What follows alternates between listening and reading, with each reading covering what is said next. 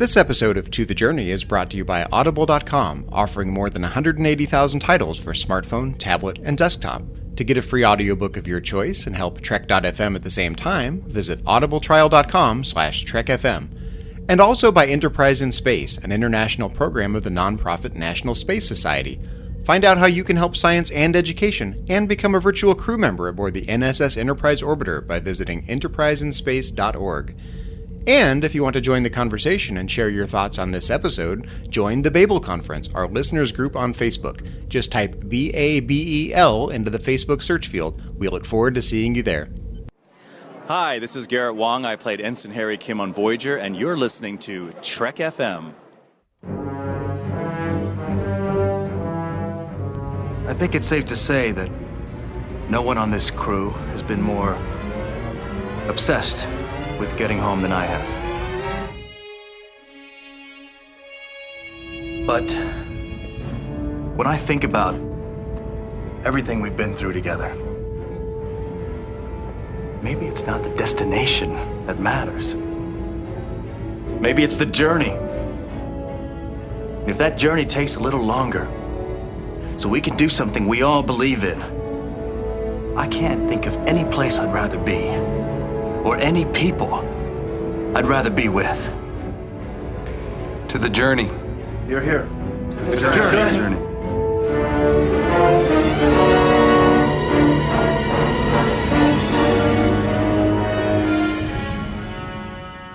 Hello, everybody at home, and welcome. This is To the Journey. I'm your co-host, Zachary Fruhling, and with me, as always, is Suzanne Williamson. Well, today we are going to be putting together our own 7 of 9 mini marathon. And Suzanne, it is the perfect time to be talking about 7 of 9. It is. Which, technically, we were working on this mini marathon before the news broke. Just to put that out there. For some time before the news broke. And that news, of course, is that 7 of 9 will be making at least some kind of appearance in Star Trek Picard come early next year. Yes. Which I wish I had found out while watching the trailer, but it had been spoiled for me by a couple of different people on Facebook. They tagged me in a post, and I'm like, dude, I didn't watch the trailer yet. Why are you doing this to me? Oh, well, I actually watched the trailer first. Yeah. Well, because, you get tagged on Facebook, and it doesn't say why, and you're like, oh, let me check it out. What is somebody trying to tell me? I'm like, look, 7 of 9. I'm like, really? I've been avoiding all of the little tidbits and spoilers and things that people have just been talking about with Picard because I didn't want to know anything. I wanted to be surprised. I wanted to be shocked. And boom. That's what I get for trying that. So how do you feel about 7 of 9 coming back? I have mixed reactions. I'm excited, of course. 7 of 9 is one of my favorite characters on Voyager. But I don't think of her as associated with Star Trek The Next Generation much at all. So I'm curious how the juxtaposition is going to play for me. I'm excited about it because I love Jeri Ryan. She's freaking amazing. I kind of had an inkling that they might do something like that because, they wanted her in Nemesis. I guess I knew that. I'd forgotten that. Yeah. So after watching the trailer, I, of course, messaged you and I said, hey, 7 of 9 is going to be back on Star Trek Picard. How cool is that? I can't wait to find out what 7's been up to after Voyager. And you said, I know what 7's been up to on Voyager. I read the books and you don't. Exactly. So had you read the books, you would know exactly where she's been, who she's been seeing. It's no longer Chakotay, by the way. Can you give me like the 30-second Cliff Notes version? Oh my gosh, no. There's no way to sum that up in 30 seconds. She's, yeah. Can you at least tell me who the non-Chakotay is? Well, for a while, Axum was around. Okay. There's a certain doctor, not the doctor, but another doctor that she's kind of... You really need to read the books. Because I really suck at trying to sum stuff up. So do you have any ideas or have you latched onto anyone's theories about who this woman that went to Picard is? Okay, I've got an outside-the-box idea, and other people have disregarded this idea. My first reaction was that it might be Riker and Troy's daughter. Okay. That's what immediately came to mind. That would be kind of cool. And that would kind of explain why Riker and Troy show up later. Exactly.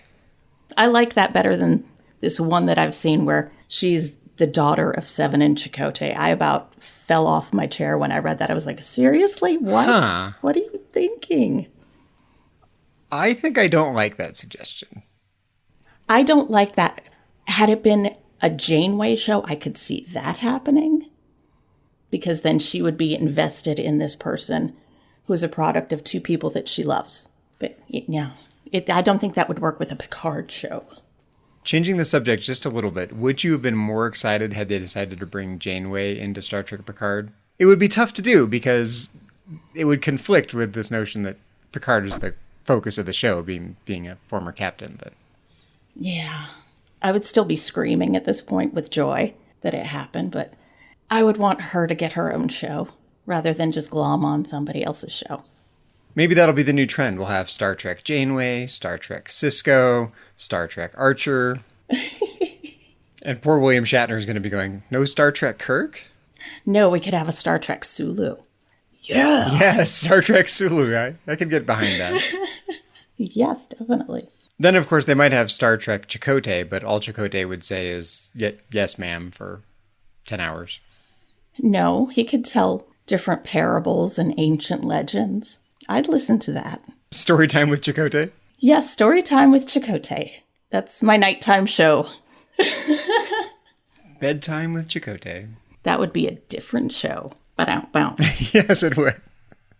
Well, we better bring it full circle and actually talk about 7 of 9 and our mini marathons. So I discovered something while putting together my mini marathon list. I discovered what I have now termed the 7 of 9 paradox. And I know there's already a 7 of 9 paradox in Voyager, but this is my 7 of 9 paradox. My 7 of 9 paradox this is Zachary's own. Yes, Zachary's 7 of 9 paradox. There may be an acronym for that. ZSNP. Zachary's 7 of 9 paradox. What I discovered is that 7 of 9, of course, is one of my favorite characters on Voyager. I thought she brought an incredible dose of self-reflectiveness to Voyager that was much needed after the first 3 seasons. Mm-hmm. I love what 7 of 9 brought to the show. But what I discovered in putting together my list is I don't actually like that many 7 of 9 episodes. I have a fairly short list of episodes I actually like where 7 of 9 is the focus of the episode. And I have a few honorable mentions, and I have a long list, what I've called the anti-marathon or the yawn category, like episodes I just don't care if I ever see again, generally. I find that really odd because I also enjoy 7 of 9 episodes, and there are some of hers that I really, really like. I would never skip, and that's pretty much what made it on my list. I did not have a hard time coming up with 7 episodes that I'm like, yes, this has to go on there. Did you come up with 7 episodes? I know that's not a mini marathon, but I came up with 6. What are your 7 of 9 7 episodes? Oh, come on, you've missed me. Oh, dad jokes. Yay. So, were you able to whittle it down to 3? Yes, I was. And I have 3 honorable mentions. I know it's fun to try to guess each other's. I don't know if it's fun for our listeners. I hope it's fun for you listeners, too. It's fun for us to guess each other's. If it's not, oh well. Sorry. Before we compare our list, Suzanne, we got an interesting piece of feedback, if you remember. Someone thought it sounded like you and I don't like talking to each other when we're podcasting, which cracks me up because you and I are like best buddies and we love talking to each other, and we have this yammering kind of Abbott and Costello kind of routine, but no, we love talking to each other. So, if we sound antagonistic, it's totally an act, everyone. No, it's that I sound antagonistic, and I'm sorry, that's just my personality. If I like someone, I'm going to pick on them. That's just what I do. For whoever sent that piece of feedback, I have one word for you: irony. So with that, let's move on to our lists. Okay.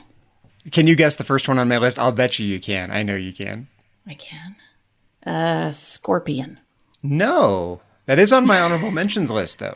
Oh, what am I thinking? What am I thinking? You know it. Someone to watch over me. Top of my list. You got it. See, you do know me after all these years. My brain just wasn't there for a minute. It was like, and then kicking me. It's like, you stupid. Yeah, you know this. That is my absolute favorite 7 of 9 episode. That's not even on my list.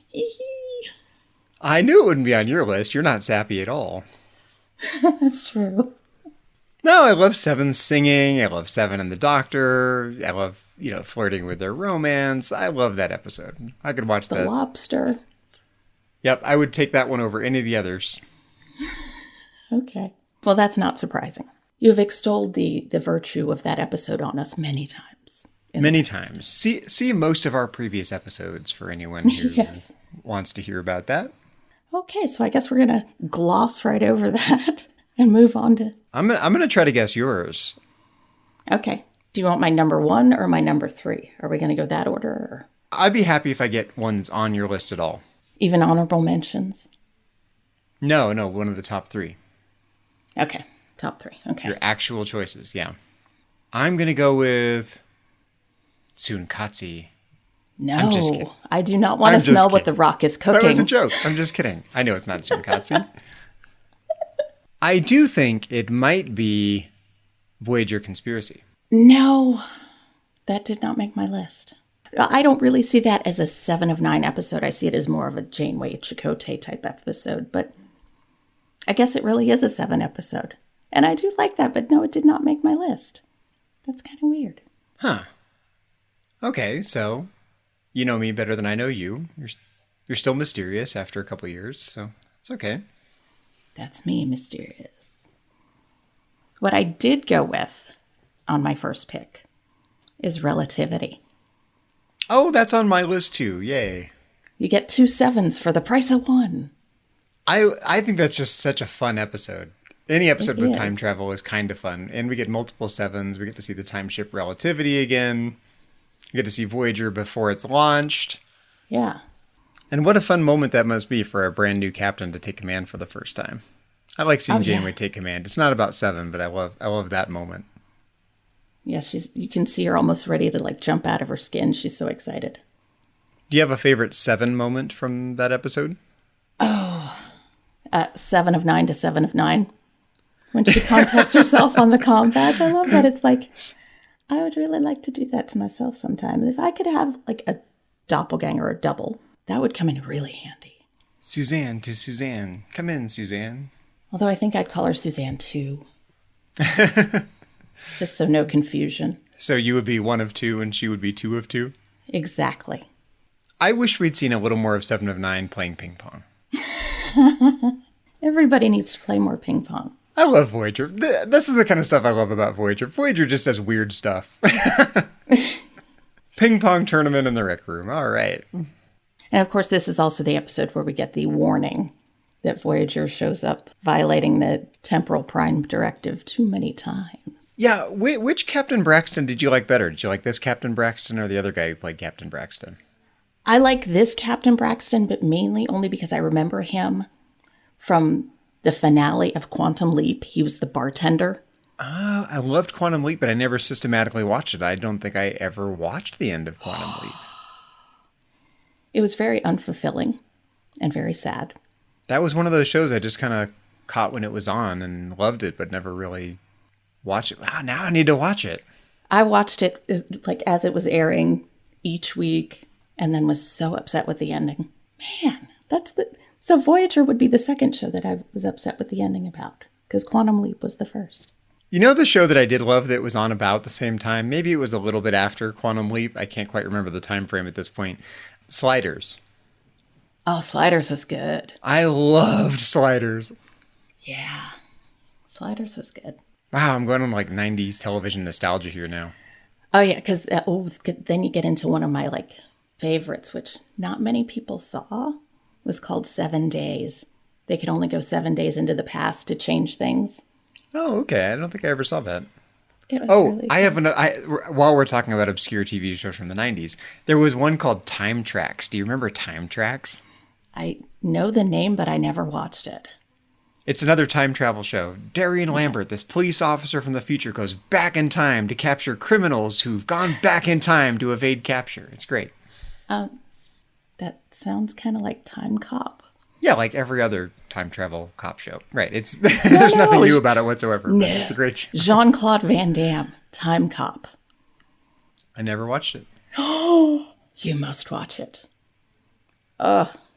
Just to see him do like that, he jumps into a split. Is Dennis Alexio in it? No, he was not in it. Oh, reaching into the To the Journey Wayback Machine there. Oh, boy. I think we got off on a tangent again, didn't we? Oh, that's okay. It's been a while. Our listeners love our tangents. No, I've learned this about podcasting, really. We're supposed to be talking about Voyager, but really people who listen to us like listening to us. Doesn't matter what we're talking about. We don't have to talk about Voyager. We're all friends here. We can go on a tangent. It's fine. Yes. I like Tangent the Journey. And we're going to bring it back right now. So we both have Relativity, and Relativity was awesome. But Yes. Those aren't our only picks this week on To the Journey. I'm going to try to guess your next pick. Okay, so you've got Relativity. I've got Someone to Watch Over Me. We both have Relativity. So Yes. we're on your second pick. I'm going to guess... Sorry for the dramatic pause here while I'm thinking. Thank you, Calculon. Body and Soul. Nope, not on my list. Really? I thought you Yeah. loved that episode. I love that for the Doctor. Oh. I love that for 7 of 9 playing the Doctor. But to me, even though it's 7, it's supposed to be the Doctor. No, okay. I guess that. So you're saying Body and Soul is not actually a 7 of 9 episode, even though Jerry Ryan does all the Yes. acting in it. Okay. If we were choosing the Jerry Ryan episodes, then that would be on there. Oh, okay. But it's a 7 of 9 episodes. I see. Well, I'll spill the beans. Body and Soul is my third pick, so I ruined your guessing. For that, all the reasons I just mentioned, I love Jerry Ryan's acting in Body and Soul, and I do think It it is is a really 7 of good. 9 episode. But I stole your thunder. What's your actual pick then? My actual number 2 pick is Infinite Regress. Oh, I hate to do this to you. I put that in my anti-marathon category. What? I don't know. I just have a hard time with that one. Yes, the acting is great, but I don't find it that interesting. This is one of these things where I love 7 of 9, love the acting, don't really care for the episode. I like it because it shows the aftermath of being a Borg, how it can fracture your mind and make you deal with all these other things that really have nothing to do with you, almost like split personality disorder. That's a really good point, because really up till now, other than Captain Picard in The Next Generation, we don't get a kind of first-person perspective on what it's like to be a Borg. They come across as very zombie-like, especially after First Contact. So It's great to have a little bit of, for lack of a better word, phenomenology about what it's like to be a Borg. Yes. And just having to deal with other people's memories and fears, and in the case of the Klingon, hunger and lust. And myriad other emotions. Also, we get this great scene in this episode that really has, well, it kind of has something to do with 7, but not really. Neelix wanting to put a guard in the mess hall to stop the midnight snacker. Yes. That's all. She takes it personally. Someone get out of my kitchen. It cracks me up, and it made me wonder, I'm like, how many other people have gone in and just pilfered through Neelix's stuff in the middle of the night? You know, somebody wakes up, they got the munchies, they head to the mess hall. You'd think on a ship that small, without replicators that are functioning regularly, that midnight snacking would actually be a big problem. Yes, I think it would. I could see Harry in there, you know. That's like every 5th entry in Tuvok's security log is a midnight snacker entry. And how many of those are Tuvok? And don't they have cameras throughout the ship? This is the 24th century. And here in the 21st century, you can't walk out your front door without being on a camera. They don't have a camera in the mess hall? I guess the midnight snackers took them out. Or sensors, or fill in the blank with some 24th century techno what's it? Technobabble. I had just kind of assumed, and it's funny, I'd never really thought about this, but I had just kind of assumed that there would be cameras pretty much everywhere on a starship. Like everything's being recorded all the time for security purposes or whatever. Maybe they were malfunctioning and B'Elanna just hasn't gotten around to fixing them. It's low on the totem pole of what needs to be fixed. Yes, I'd kind of forgotten about the midnight snacker in that episode. That cracks me up. Oh, Voyager. These are all the reasons Voyager is my favorite Star Trek. The Midnight Snacker. It's not enough to bump it out of my anti-marathon list, but that is a great, great part of this episode. Because if you have that many people in one area, you know somebody's going to be sneaking snacks. It just happens. Sneaking the snacks. That's right. Okay, well, you don't have any picks left, do you? No, I'm out. Those are my 3 mini marathon. If it were just me, just my little mini marathon, and I were limited to 3 episodes, it would be Someone to Watch Over Me, Relativity, and Body and Soul. Okay. And I'll go into my honorable mentions here in a minute. And I'm curious what you think about my anti-marathon list. Do you have an anti-marathon list? Like ones that just go yawn, 7 of 9 in this episode, yawn? No, no. No? Okay. Interesting. I didn't really think that much into it. Other characters, I think that much into it, like Harry, Neelix. Because I just turned 41 and have no actual memory at this point, I actually had to Google it, like 7 of 9 episodes in Voyager. And then I started going through the list, realizing I don't actually like that many of these episodes. Oh, man.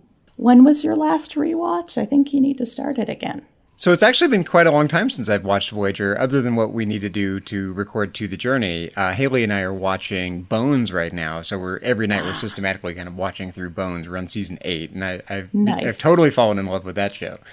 But no, I haven't actually sat down to do a rewatch of Voyager in some time. Bad podcaster. I'm such a bad podcaster.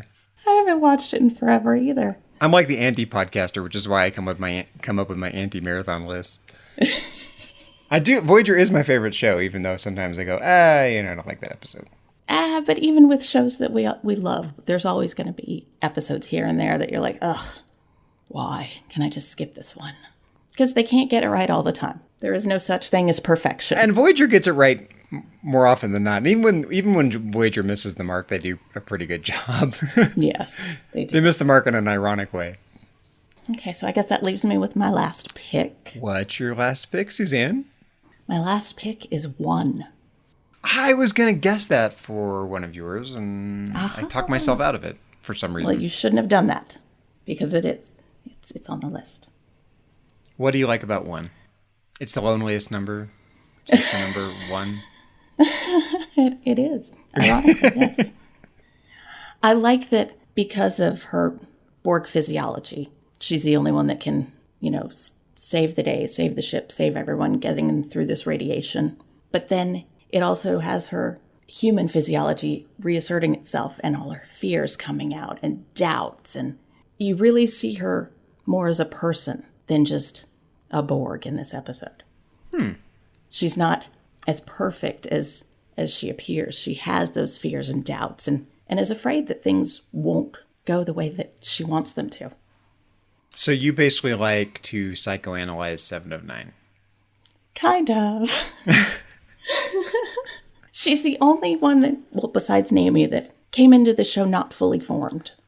It's interesting because I think as much as I like the depth that 7 of 9 brought to season 4, 5, and 6, and 7 of Voyager, I think I like funny 7 of 9 and romantic 7 of 9 more. They're good. They have their place, but I like 7 of 9 dealing with her mind and becoming who she's going to be. I like that. I like seeing her grow and change. I like what that brings out in Captain Janeway. I like that Captain Janeway has to kind of nursemaid her through that. But we also see Captain Janeway grow and change, and Chakotay grow and change. I mean, pretty much everybody. Except poor Harry. Who's still an ensign. Still an ensign. Did you like the present that Haley and I got you from FanX? I did. I love my autographed picture of Harry. It's awesome. Oh, good. It is currently next to my autographed picture of Tuvok and Janeway. Excellent. I figured you didn't have one already. I wasn't 100% sure. We'd never talked about it, so I took a chance, and I'm glad you love it. Yes. I need to track down Chakotay. Robert Beltran, I'm coming for you. I need your autograph. We had a wonderful little 10-minute chat with Garrett Wong, and he actually recorded a bumper for Haley for Standard Orbit pretending to be George Takei, which is awesome. If you haven't heard that yet, it's amazing. Yeah. He's at Dragon Con every year and does an amazing Takei, which George Takei is going to be at Dragon Con this year, so it's going to be hilarious with the two of them together. So I have to admit, 1 went on my anti-marathon list. I'm sorry. Why? Why? I don't know. I think sometimes I feel like in season 4 of Voyager, It's too much 7 of 9. It becomes the 7 of 9 show. As much as I like what 7 brought to the show, season 4 is the 7 of 9 show. It's just too much 7 of 9 for me. It's that transition period where she's discovering her humanity, which is actually, in a way, the most sort of psychologically and emotionally interesting part of 7 of 9. But I just don't... Maybe I just need to rewatch it and pretend I don't know who 7 of 9 is and put myself back in the innocence chair and watch it again. You know, as if I'd never seen it and I didn't know what was going to happen. But for me, it's like, okay, I know how this is going to shake out. Poor 7. She's got issues. She's becoming human. Okay, I get it. I've seen it. It's not new anymore. Maybe I just need to check all of that and realize that it's still as awesome. But you also get to see, you know, some funny lines with Tom and Harry. And Yeah, that's true. I'm all for those. Yeah. And I would have liked to have seen Tom with a teddy bear. Oh, a Tommy bear. Tommy bear. I presume you have some honorable mentions too? I do. Let's do them. And in no particular order, Hope and Fear. How did I miss that one on my list altogether? I must have glossed over that completely. How dare you? Wow, yeah, I actually just missed that one completely. That can go on my honorable mentions too. Yeah. Okay. Well, I mentioned already, I've got Voyager Conspiracy on mine. And Scorpion. Oh, I did not put Scorpion on mine. Really? Yeah, I like Scorpion a lot. Is it a 7 of 9 episode? Kind of. I mean, it's, you know. But it's got that bad Janeway Chakotay moment that I just can't. This isn't about Janeway Chakotay. This is about 7 I know, of 9. But everything I watch is colored with Janeway Chakotay. I can't help it. I can't help it. It's just, it's me. So what else is on your honorable mentions list? Things you might almost have maybe put on your main list. Well, the next two I know we've talked about how much I love them before. And the first one would be Drone. Oh yeah, Drone is on my honorable mentions list. That almost made my main list. Yeah. Gets me every time. I love that episode. Love that one for sure. And then after that would be Survival Instinct. Really? That's on my yawn list. What? Dude. What do you love about it? I'm always, don't make me say anything. What do you love about it? Again, we have to deal with 7 of 9 dealing with the aftermath of her having been a Borg. Oh yeah, you're big on this. You like the aftermath. I do. She created that mini collective, and now she has to deal with what she has done to these people. Wow. I don't know. I feel so shallow for not finding that interesting. I just like psychology. I always have. I know you do. No, that's funny because for me, I'm just like, oh, I get it. She feels guilty for everything she's done. Okay, I get it. Point taken. Give me an interesting story now, please. But they had interesting stories. Okay, whatever. All right, I'll share one more of my honorable mentions. I have Think Tank on mine. Okay. With George Costanza. Okay. Yeah, it's loosely a 7 of 9 episode, right? It's more of the George Costanza episode than the 7 That's of 9 all I episode. could think about with that one. This is the Seinfeld in space episode. I keep waiting for Elaine to show up.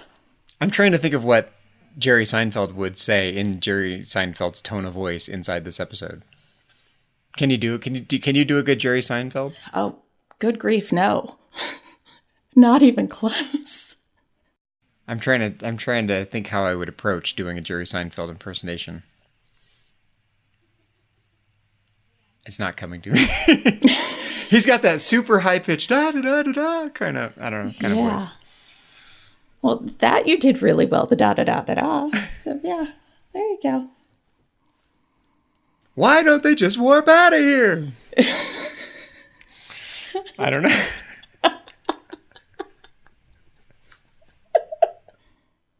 But see, then if we had Jerry show up, we would need to have Newman. Newman would have to be somewhere. I picture him as kind of like a pack lead or like one of those... Or maybe like the Delta Quadrant pack leads, whatever those aliens are from. The poo-looking aliens.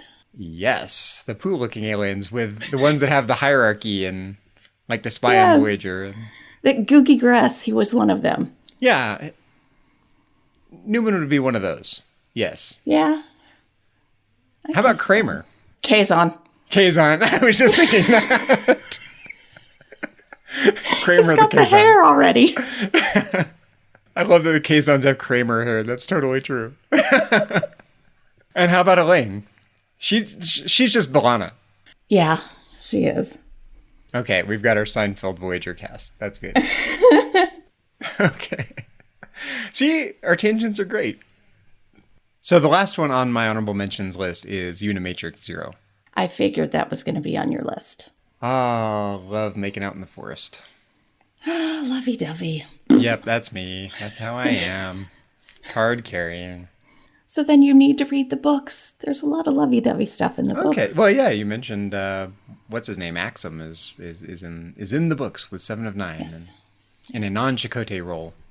Yes.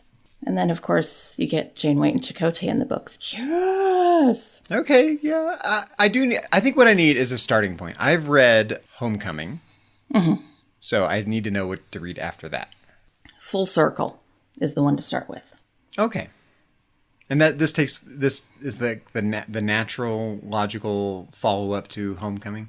Kind of. There's some other stuff that happens that David Mack did that need not be mentioned. But it'll kind of catch you up in Full Circle. Okay. Like I said, I'm a bad Voyager fan. I'm a bad podcaster. I haven't read the books. Who has time? And I'm a mean person. Yay! And you are. And we don't like podcasting with each other. No. The funny stuff. The funny feedback you get as a podcaster. Yes. We've heard it all. The good, the bad, the ugly, The random. the random. Gotta hand it to our listeners for keeping us accountable, though. Every little thing Yes. we've said, someone has commented on. Yes. Consistency is not our strong suit, so. I never claimed it was. No, not even pretending at this point. No, not at all. Okay, so are there more on your honorable mentions list, or is that it? Nope, that is all of my 6. Okay, you want to hear my anti-marathon list? If I must. Okay, these are not bad episodes. They just don't particularly do it for me.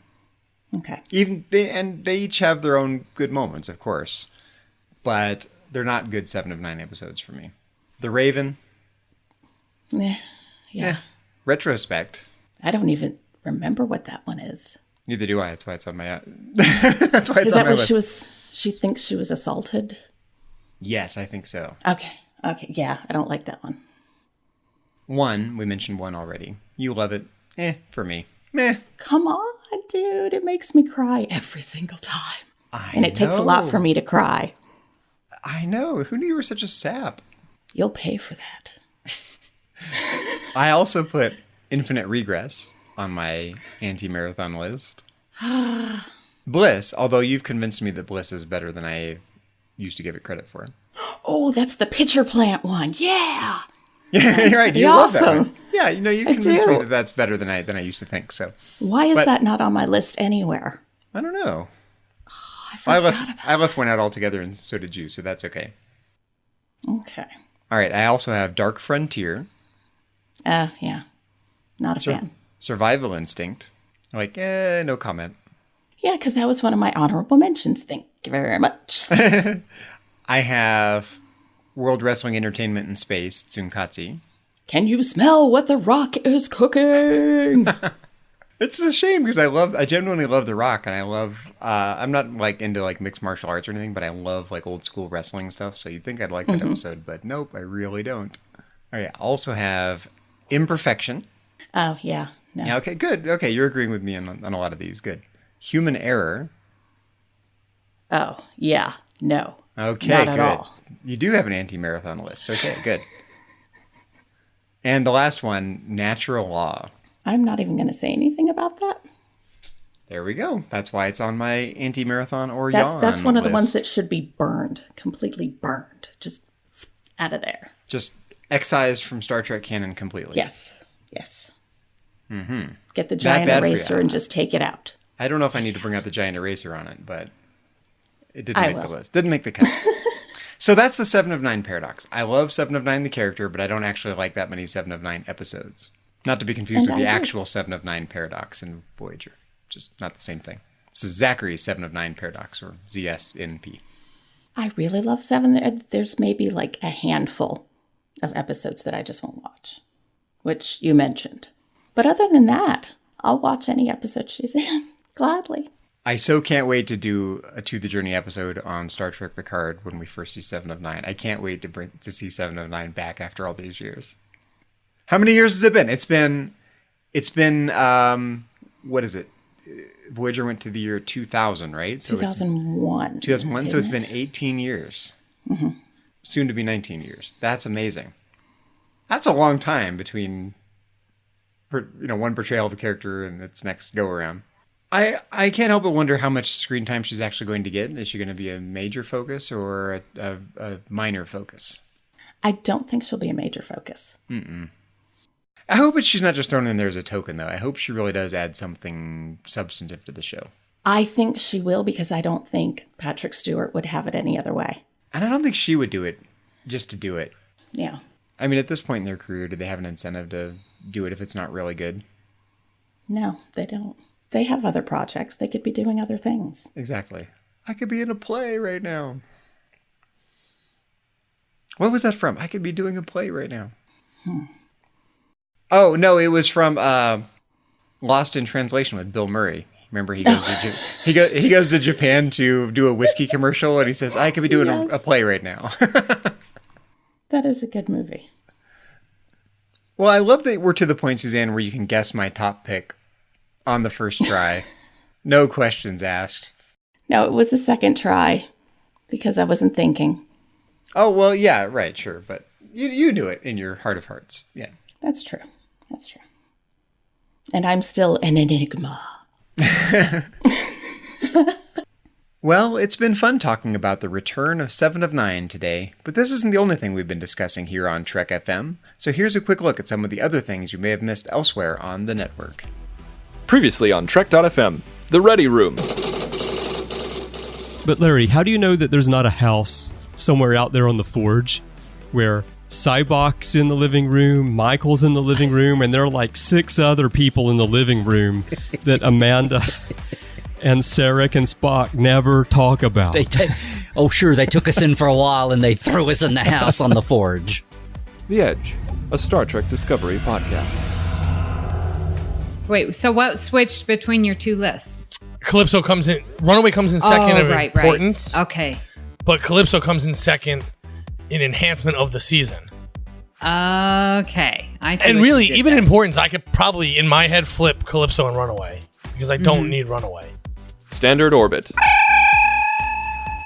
Star Trek V, The Final Frontier, is the best named movie of the first 6 movies, I think.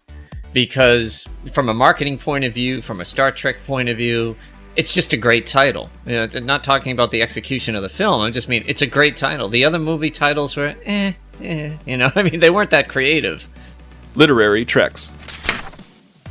So I think if you have an idea or a story for a Star Trek novel, you would be better served if that came on the heels of the 10 pieces of fan fiction that you've written or whatever, or things that you've written on your own that not necessarily fan fiction, but if you've practiced as a writer and have honed your craft, because they're going to want you to be a good writer.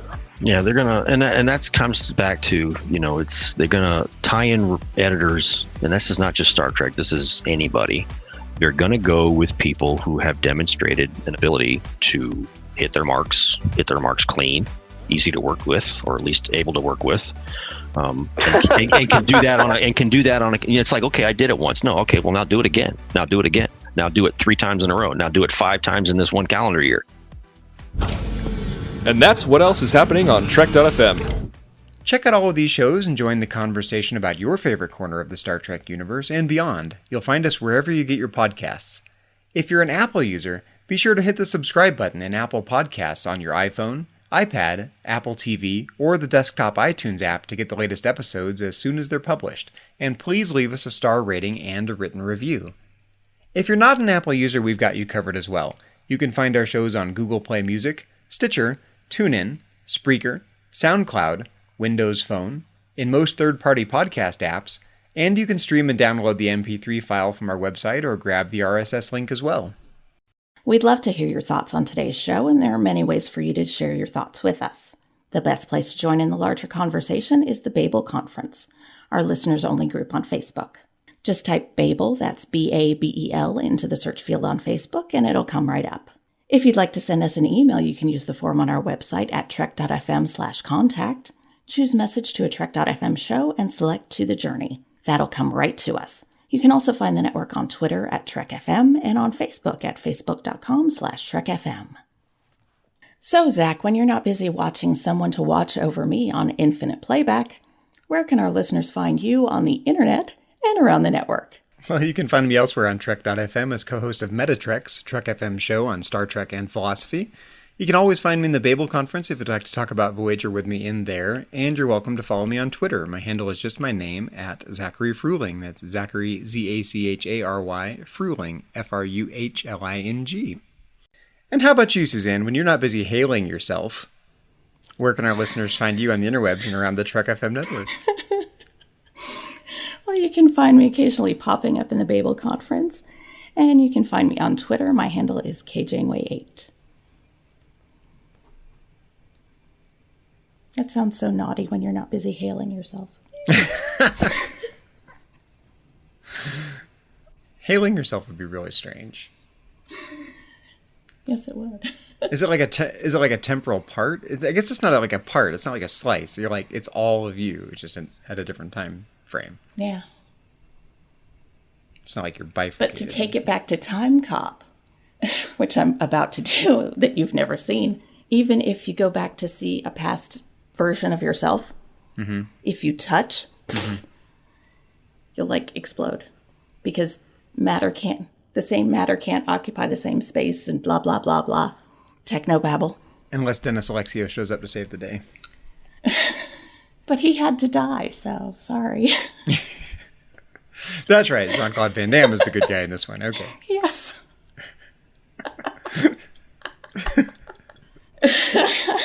People who haven't listened to The Journey for a while are like, what the hell are they talking about?